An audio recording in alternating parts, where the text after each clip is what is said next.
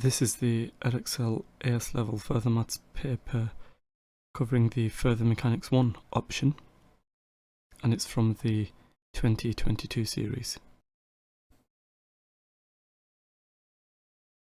Question number 1. A car of mass 1,200 kilograms moves up a straight road that is inclined to the horizontal at an angle alpha, where sin alpha is equal to 1/15. The total resistance to the motion of the car from non-gravitational forces is modelled as a constant force of magnitude r newtons. At the instant when the engine of the car is working at a rate of 32 kilowatts and the speed of the car is 20 meters per second, the acceleration of the car is 0.5 meters per second squared. We have to find the value of r. To begin this question, let's draw a diagram, such as the one we see over here. We've got the forward driving force F, we've got the resistive forces R, and we've got the weight of the car 1200 G. And if we use the formula power equals force times velocity, we have the power 32,000 watts, and this is equal to the driving force F multiplied by the velocity 20 meters per second. And so what we can conclude over here then, F is equal to 1,600 newtons. And now we can find the value of R. The sum of the forces equals mass times acceleration. So we've got our forward force 1600, subtract the component of the weight parallel to the plane, which is 1200 G times by sin alpha, subtract the resistive force R, and this will equal the mass 1200 multiplied by the acceleration, which is 0.5. And we know what sin alpha is, so we have 1600 subtract 1200 G multiplied by 1/15 subtract R. This will equal 1200 times 0.5, which is 600. So now we can find out what R is. So we have 1600 subtract 1200 times 9.8 times 1/15. So we have 816 subtract R. This is equal to 600, and therefore what we can conclude from this,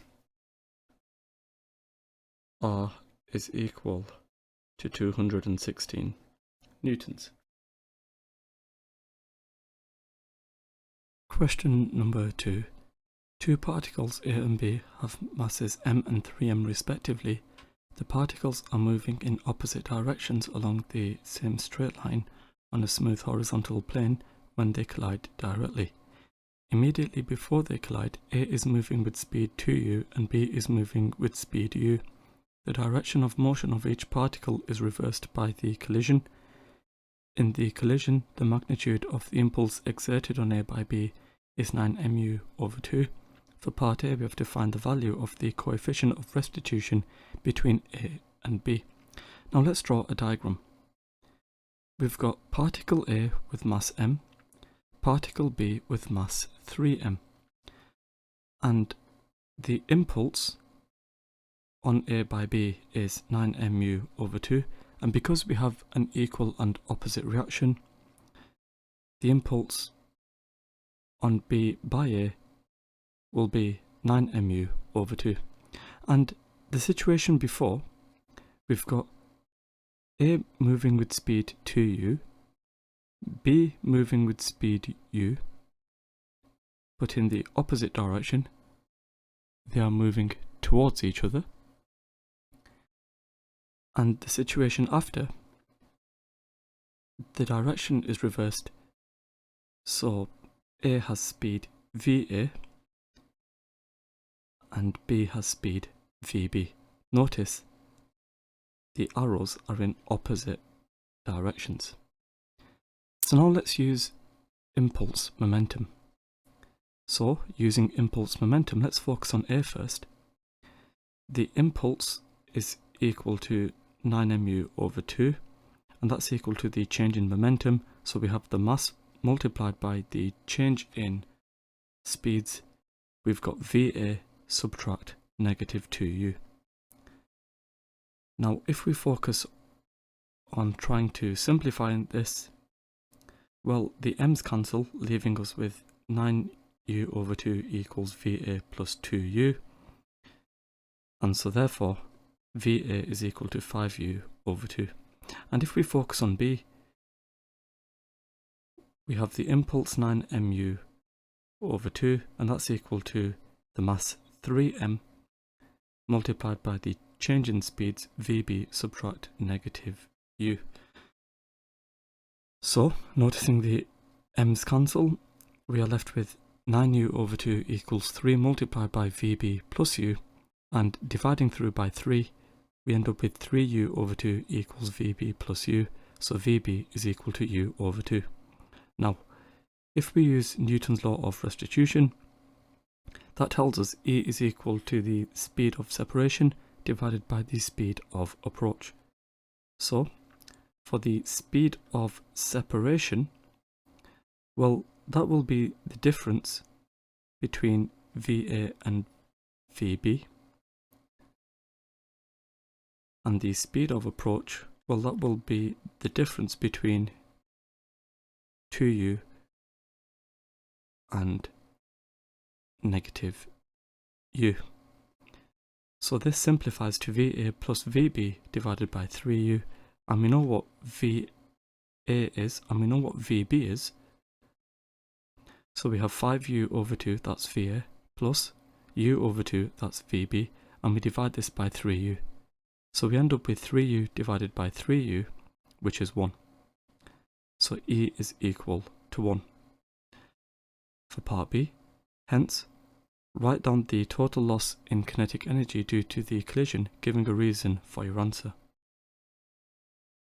Well, because E is equal to 1, the collision is perfectly elastic, which means there is no loss of kinetic energy.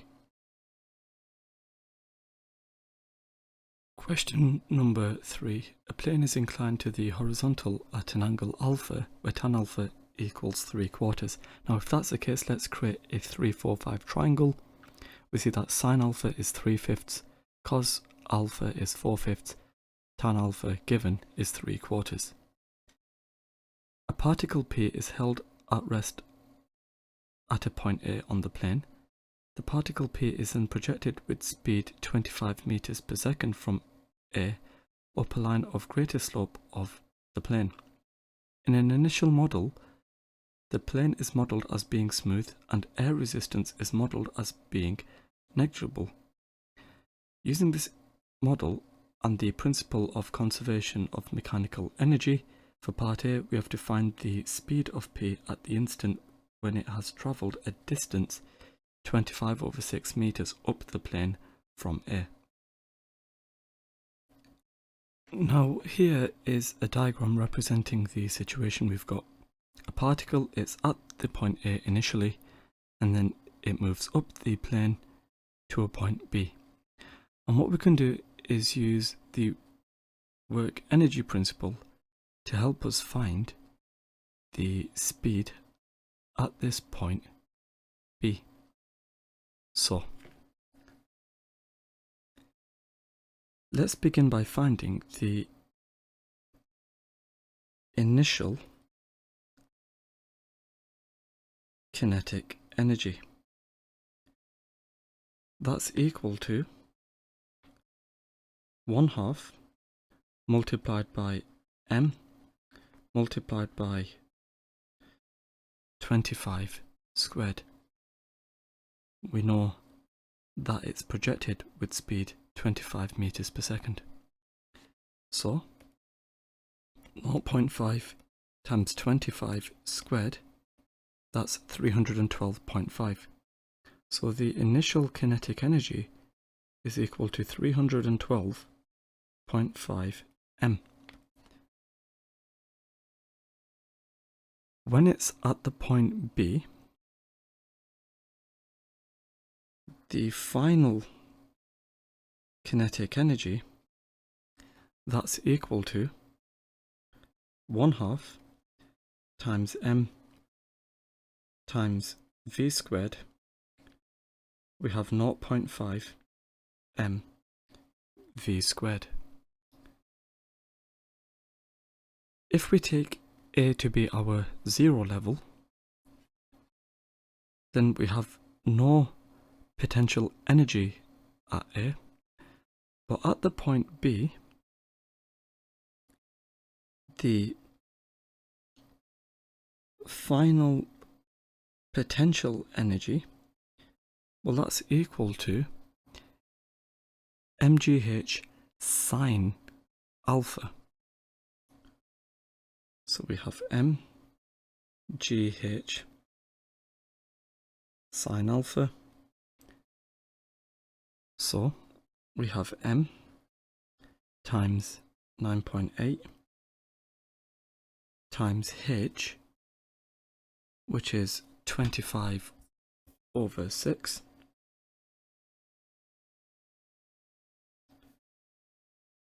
times by sine alpha, and sine alpha is equal to 3/5. So if we work out what this is equal to, 9.8 times 25/6 times 3/5, that's equal to 24.5.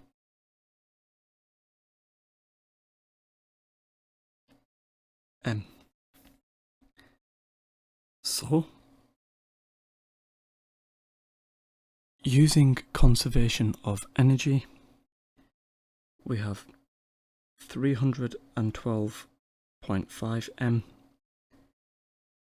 equals 0.5 m v squared plus 24.5 m. And we know that the m's cancel, and if I work out 312.5 subtract 24.5, that would imply 0.5 v squared is equal to 288. And if I multiply through by 2, v squared is equal to 576, and if I square root, that would mean v is equal to 24 meters per second. For part B of the question, in a refined model, the plane is now modelled as being rough, with the coefficient of friction between P and the plane being 3/5. Air resistance is modelled as being negligible. Using this refined model and the work energy principle, we have to find the speed of P at the instant when it has travelled a distance 25/6 meters up the plane from A. Now here is a diagram. Because the plane is rough, this time we have resistive forces. We need to take into account the frictional force. We've got the reaction force R, the weight mg, the frictional force equaling mu times by R. Let's begin by finding out what R is. R is equal to mg multiplied by cos alpha. So we have mg multiplied by cos alpha, which is 4/5. So we multiply mg by 4/5. And if we work this out, we end up with 0.8 mg.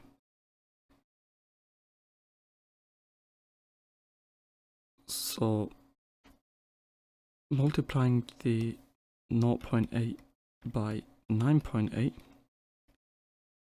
it turns out the reaction force is equal to 7.84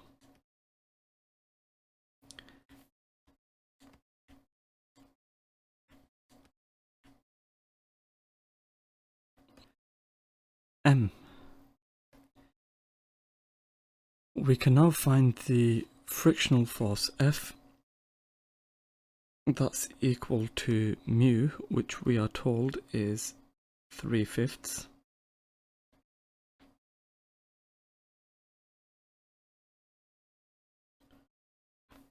Multiplied by R,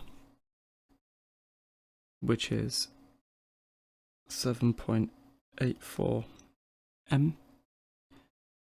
And if we work out what the frictional force is, then multiplying this by 3/5, we end up with 4.704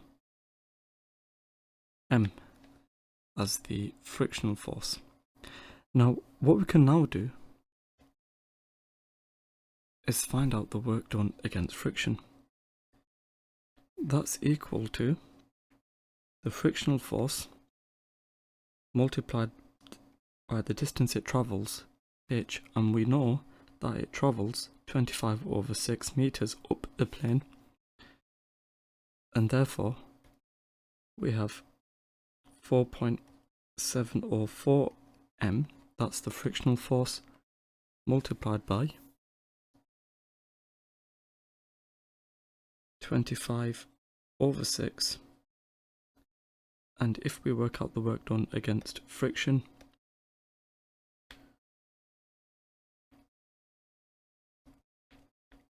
what we end up with is 19.6 m as the work done against friction. Now, we still have the initial kinetic energy as 312.5 m, the final kinetic energy as 0.5 mv squared, the final potential energy being 24.5. We calculated those in part A. And so, the loss in energy is equal to the work done against friction. So the loss in energy, we've got the initial 312.5 m, subtract the final kinetic energy, which is 0.5 mv squared, subtract the final potential energy, which is 24.5 m, and this is equal to the work done against friction, 19.6 M. And so if we rearrange for V, we have 0.5 mv squared equals 268.4 m. V squared is equal to 536.8, and therefore V is equal to the square root of 536.8, which is 23.2.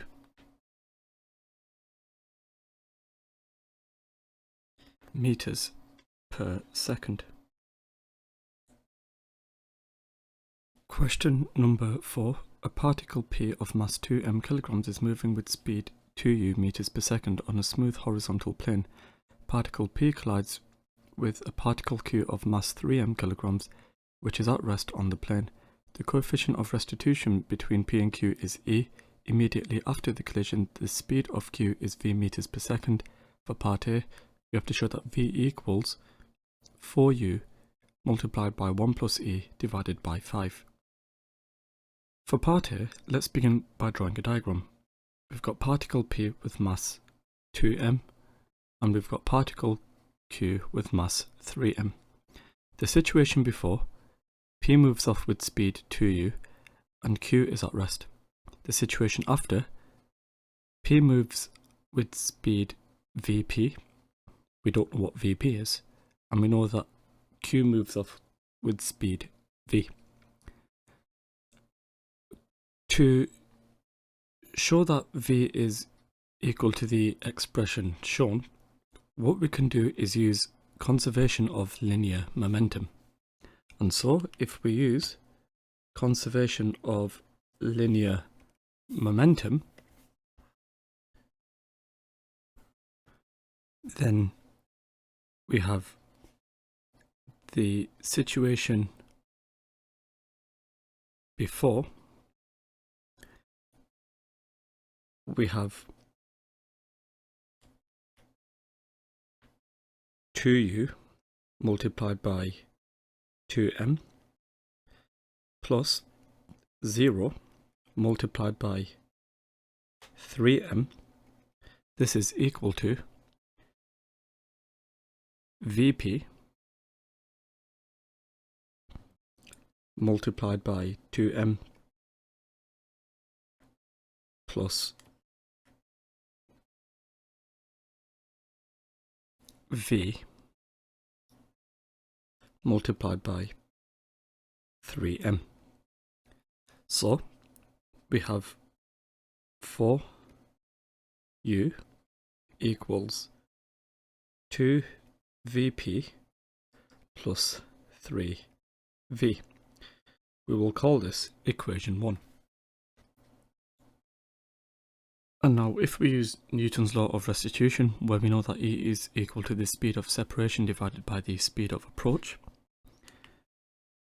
we have E equals, now the speed of separation, that will be V minus Vp. And the speed of approach, that will equal 2u subtract 0. In other words, 2u. And if I multiply through by 2u, we end up with 2eu equals v minus vp. We'll call this equation 2. And what we need to do is find out what v is. So you'd find over here we have 2vp, and here we've got a minus 1 vp. And so if I multiply equation 2 by 2, what I'd end up with is 4eu equals 2v subtract 2vp. We'll call this equation 3. And then if we add equation 1 with equation 3, that will eliminate the VPs. So if we work out equation 1 plus equation 3, we have 4u plus 4eu equals, well, I've got 2v plus 3v, which is 5v.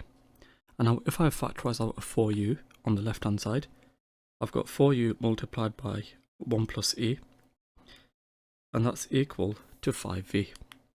And dividing through by 5, v is equal to 4u multiplied by 1 plus e divided by 5. Let's call this equation 4.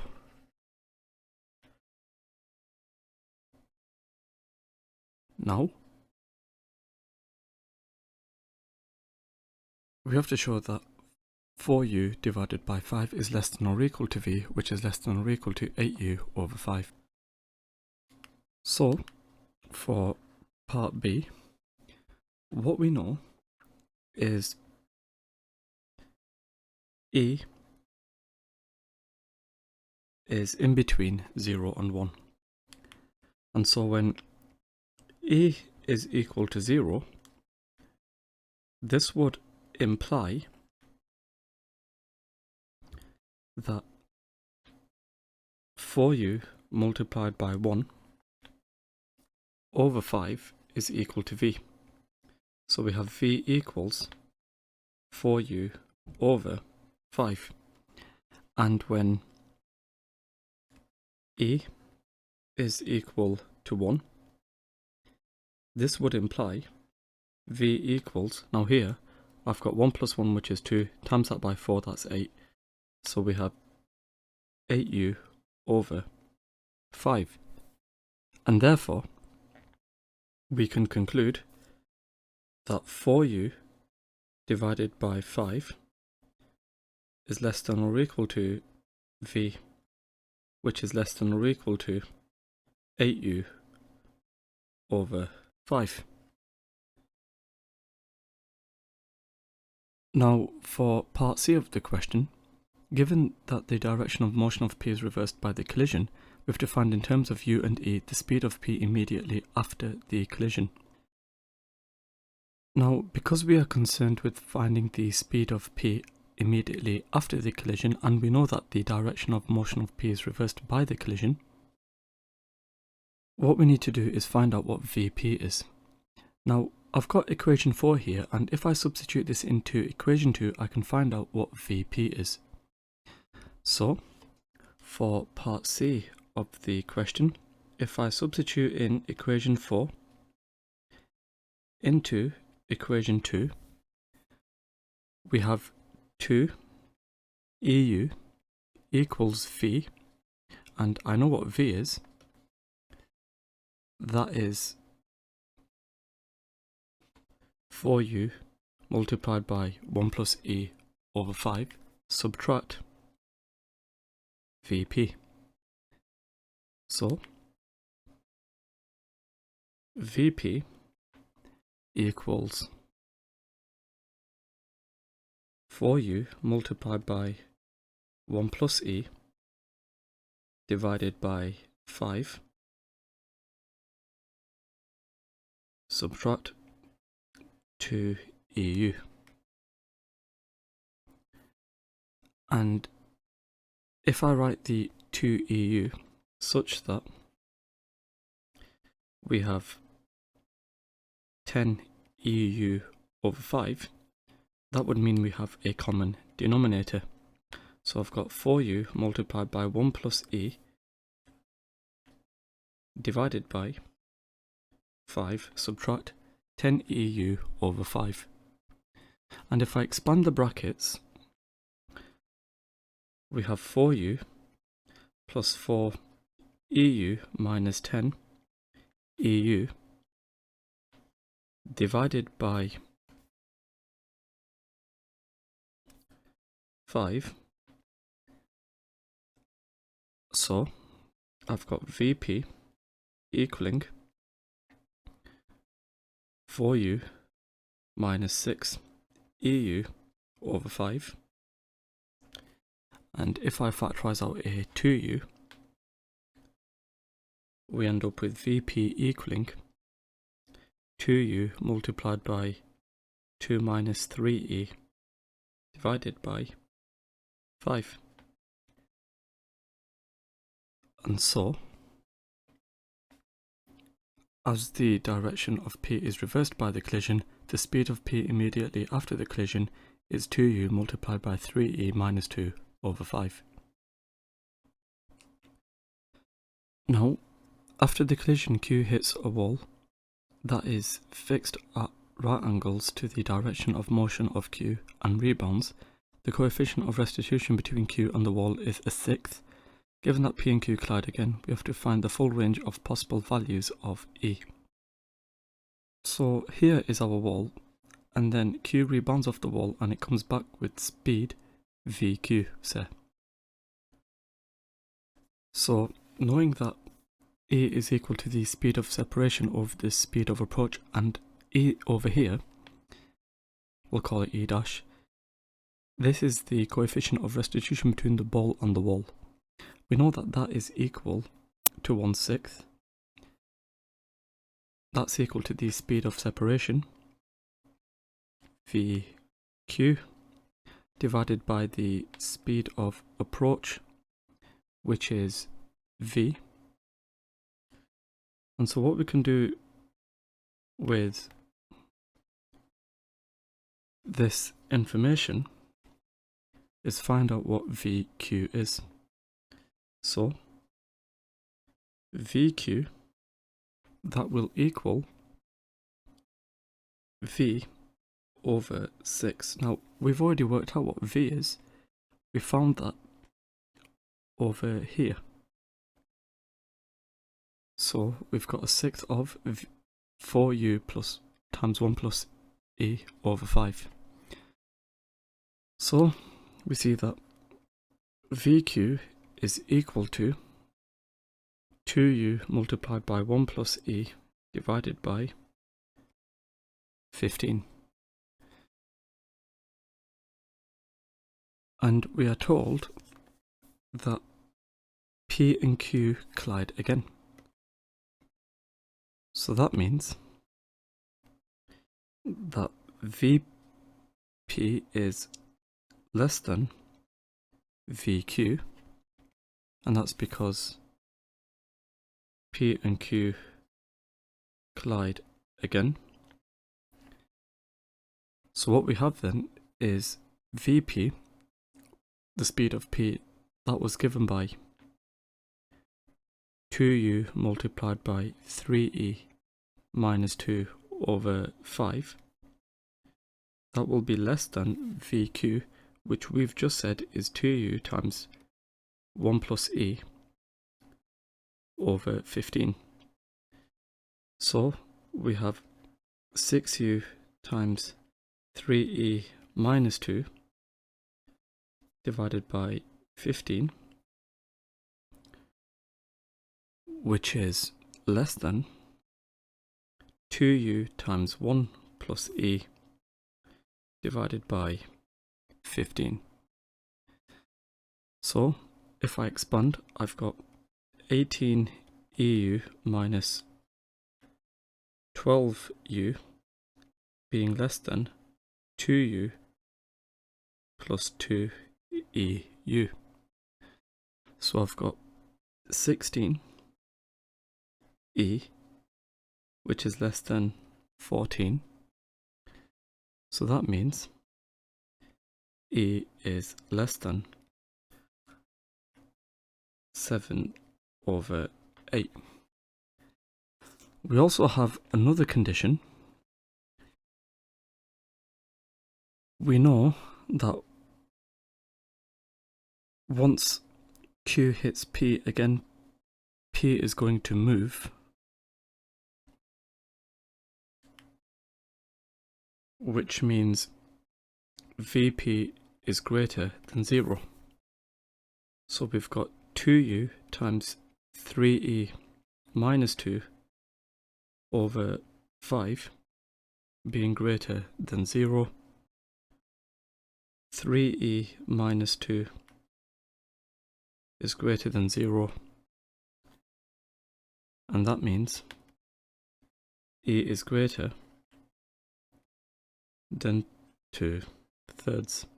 So the full range of values for e, we've got 2/3, which is less than e, which is less than 7/8.